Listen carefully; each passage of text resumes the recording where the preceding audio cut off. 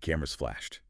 The air was thick with tension. And it wasn't just because of the high-stakes diplomatic luncheon. No, it was something else entirely, something unexpected. Seated at this table in Tokyo, right next to two of the world's most recognizable political figures, was a global pop superstar. It was a scene ripped straight out of a Hollywood script. I mean, it blurred the lines between statecraft and celebrity gossip in a way we've never really seen before. That superstar, of course, was Katy Perry, the host, former Japanese Prime Minister Fumio Kishida, and her date, the man who brought the teenage dream singer into the halls of power, former Canadian Prime Minister Justin Trudeau. Welcome to the deep dive. This one is taking us straight into that collision of global pop culture and high-level international relations. Join me, Jordan, and my co-host Jamie as we uncover Hollywood drama, music industry shakeups, and viral influencer scandals. From red carpet surprises to social media controversies, we dive deep into the stories behind the fame. And this story,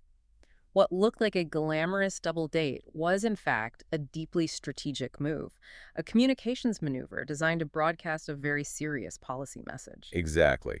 So our mission today is to analyze the moment Katy Perry made her, well, shocking diplomatic debut. We're going to go beyond the gossip, beyond the yacht photos, and look at the very specific political goals hidden under all this spectacle. Right, we're talking about the reaffirmation of the Canada-Japan strategic alliance and its commitment to the international rules-based order. A phrase we're going to hear a lot. We need to understand not just who was there, but why. We'll trace the lightning-fast timeline of this romance, which was, clearly orchestrated for maximum effect, and then decode the massive public reaction. It's a textbook example of leveraging soft power for hard policy, and we are going to unpack all of it.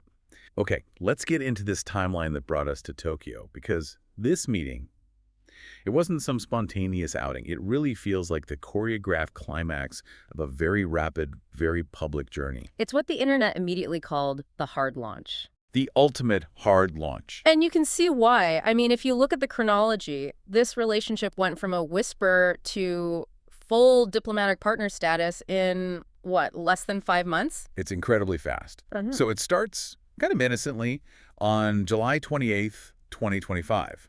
TMZ reports start swirling after they're spotted at a high-end restaurant in Montreal. Just a dinner. Could be anything. Could be anything. But then, just 2 days later, the commitment level seems to spike.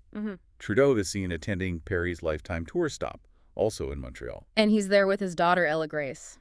Exactly. That quick shift from a private dinner to a public family outing, that's a signal. It's a clear signal. But the visual confirmation, the thing that really locked in the celebrity media's attention, that came on October 11th. Ah, yes.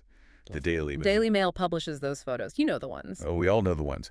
Kissing and embracing on her yacht off the coast of Santa Barbara. That's when it moved way beyond speculation. This was now a verified, high-profile thing. And then they integrate it. The first clear public appearance together was for her 41st birthday on October 25th. In Paris. In Paris. Okay. Holding hands, leaving a cabaret show at Crazy Horse. So you have this very cultural, very glamorous, celebrity-style debut. But the ultimate step, the move that guaranteed global front-page coverage, happened on December 3rd in Tokyo. And what makes this so strategic is how it was just seamlessly integrated into her schedule. Absolutely. She was already in Japan to perform at the Saitama Super Arena on December 3rd and 4th for her tour. Right. So Trudeau flies in, and the two of them attend this luncheon with former Prime Minister Kishida and his wife, Yuko. And this is where the political communications machine just kicks into overdrive. Kishida immediately posts the photo on X. And the defining word he used, what was it? Partner. Partner. That simple word choice was transformative. It wasn't Trudeau's girlfriend or just Katy Perry. It gave her this implied level of diplomatic legitimacy. It officially pulled her into his political sphere. And Trudeau returned the favor in his own post. He solidifies it using the phrase, Katy and I. Katy and I, in a thank you note that was all about policy. The media, of course, universally recognized this as the definitive hard launch. It was this deliberate use of celebrity visibility to get as much organic media coverage as possible. For what would have otherwise been a very quiet meeting between two former leaders. And that is exactly why this story blew up. But wait till you hear what they were actually talking about behind that Christmas tree photo. And if you're loving these Hollywood twists, make sure you're subscribed. We've got even crazier stories ahead. Okay, so let's shift gears. We've tracked the celebrity side of this. Now let's pivot to what they were actually discussing. From teenage dream to diplomatic strategy, let's unpack the geopolitical subtext here. Yeah, let's do it. Because buried in Trudeau's thank you note was the core policy nugget. The real reason for the meeting. Exactly. He specifically thanked Kishida for his friendship and your continued commitment to both the international rules-based order and to a better future for everyone. That phrase, international rules-based order, that's not casual language. Not at all. It's the language of strategic allies facing shared challenges. And the timing here is important. Why have this meeting now when they're both out of office? Right, what's the point? It's about affirming policy continuity, their legacy. You have Kishida, who is PM from 2021 to 2024, and Trudeau from 2015 to 2025. They built a really deep, cohesive working relationship. Focused on the Indo-Pacific. Heavily. So this meeting, it acts as this unofficial but very high-profile channel of statecraft. It's affirming that their strategic commitments are going to endure, no matter who's in charge next. And the foundation for that is something called the Japan-Canada Action Plan. Precisely. The JCAP.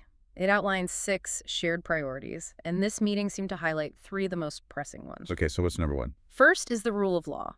When they talk about that and opposing unilateral attempts to change the status quo by force, they're implicitly referencing shared concerns about, regional maritime disputes and militarization in the Indo-Pacific. So it's a signal. They're using this celebrity-backed moment to quietly but very firmly assert a shared defense of international norms. Exactly. A clear signal directed at regional actors. Okay, so what's the second priority they reaffirmed? Economic security.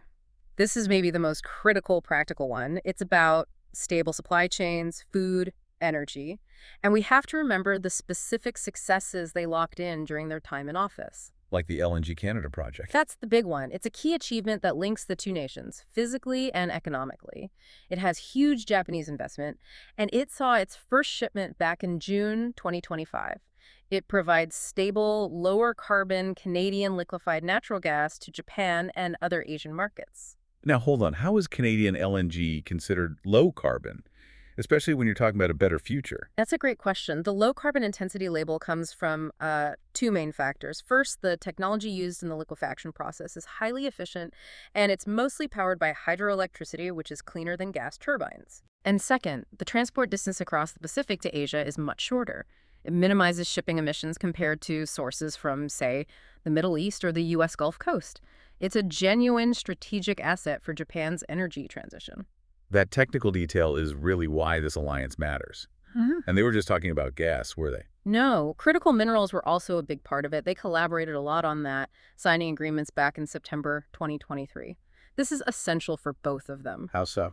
Well, for Canada, it's about leveraging its immense natural resource wealth, lithium, cobalt, nickel to power the green transition.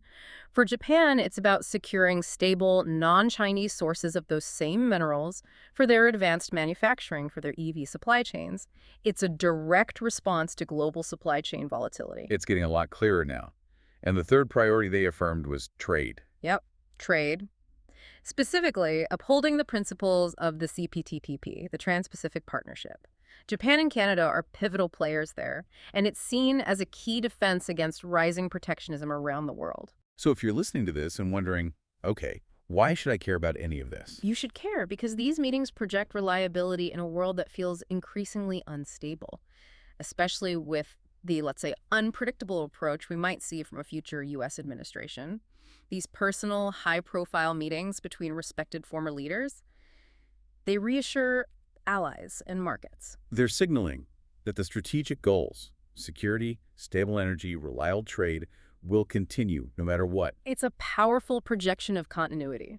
So the Tokyo lunch was basically a masterclass in using Katy Perry's celebrity power to make the rules-based order trend on Twitter. And they got the visibility they wanted. But as we saw, that visibility came at a cost. Which brings us to our final segment, the internet weigh-in.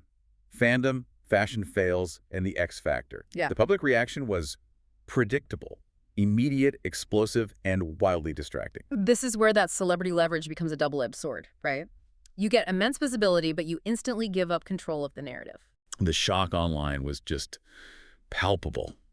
We saw quotes demonstrating pure disbelief flooding social media. Things like, Justin Trudeau hard-launching Katy Perry is crazy. And my favorite, what timeline are we even living in? The classic existential crisis. And the puns, of course, were abundant. One user joked, Trudeau's the Katy Perry of politics and Katy Perry is the Trudeau of music. But there was also this sort of grudging admiration. Yeah, a lot of comments like, all-time hard launch, gotta give it to him. The relationship milestone just completely overshadowed the geopolitical message. For almost everyone. So let's talk about the scrutiny, because the focus shifted so fast from policy to protocol, or the perceived lack of protocol, and it centered entirely on Katy Perry's outfit. That is the risk, the perennial risk when you deploy celebrity soft power. Critics just honed in on her outfit, a green two-piece, black tights, a turtleneck, boots, and questioned if it was appropriate. The commentary was brutal. Oh yeah, she couldn't be bothered to wear a professional outfit. That was the general consensus. It was all a judgment on her diplomatic decorum. You know, seeing the comments about the boots, it just shows how quickly the gravity of international relations gets completely drowned out by Twitter fashion critique. It absolutely does. And even though the meeting was technically non-official, it was social, the celebrity's presence just amplified that expectation of traditional diplomatic decorum. The aesthetic became the whole argument. It totally distracted from the substantive message about the rules-based order and LNG projects. Completely. And of course, a high-profile hard launch like this, it brings in the inevitable parallel narrative. The X factor. Trudeau's estranged wife, Sophie Gregoire, addressed the public attention on a podcast. She handled it with a lot of grace, I thought, but her comments really highlighted the difficulty.